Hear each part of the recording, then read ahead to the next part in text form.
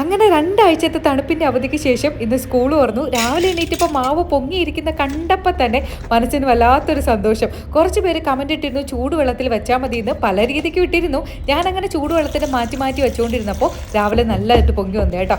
അപ്പോൾ തന്നെ എനിക്ക് സാമ്പാർ ഉണ്ടാക്കാൻ ഒരു ഉഷാറായി. പക്ഷേ ഞാൻ ഈ സാമ്പാർ ഉണ്ടാക്കുന്ന കണ്ട് അമ്മ എന്നെ അടിച്ചോട്ടിക്കും. അമ്മയുടെ സാമ്പാർ പോലെയല്ല, അമ്മയൊക്കെ നാടൻ രീതിയിൽ പരിപ്പും ഉള്ളിയും അമരക്കയൊക്കെ കൂടെ വേവിച്ചിട്ടുണ്ടാക്കും. എനിക്കതൊന്നും ഇല്ലാത്തതുകൊണ്ട് ഞാനങ്ങ് എളുപ്പപ്പണിയിൽ ചെയ്തു കേട്ടോ. പിന്നെ ഇന്നൊരു ദിവസം ഇഡ്ഡലി, നാളെ ദോശ, അങ്ങനെ ഉണ്ടാക്കാം. തണുപ്പായതുകൊണ്ട് രണ്ടുപേരും മൂടി പൊതിച്ച് ഭയങ്കര ഉറക്കമാണ്.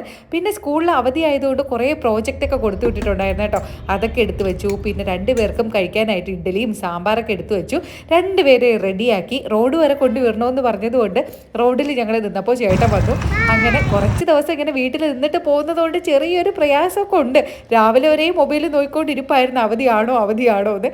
അങ്ങനെ കുറേ ഉമ്മയും ഡാറ്റയൊക്കെ തന്ന് രണ്ടുപേരും പോയി.